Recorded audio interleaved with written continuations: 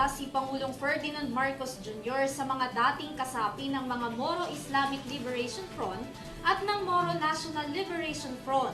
Ito ay upang makipagtulungan sa Philippine National Police o PNP na protektahan ang mga Pilipino.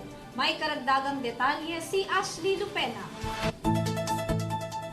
Pinaalalahanan ni Pangulong Ferdinand Marcos Jr. ang Moro Islamic Liberation Front o MILF at Moro National Liberation Front o MNLF na maging kasapi ng pulisya upang tulungan at pagsilbihan ng kapwa Pilipino.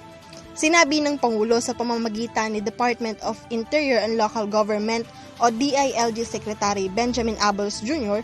sa 102 bagong miyembro ng police force na ang kanilang pangako ng katapatan ay hindi lamang para sa Philippine National Police, kundi para na rin sa publiko.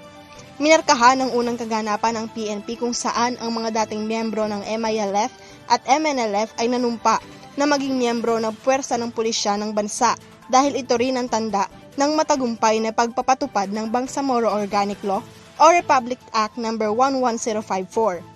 Nananawagan din si Abalos sa suporta ng lahat upang makamit ang pangmatagalang kapayapaan sa Mindanao dahil idinidiin niya na ang kapayapaan at sustainable development ay makakamit lamang kung nagkakaisa ang mga tao. Para sa Your TV News, Ashley Ann Lupena, sumasaludo sa bawat Pilipino.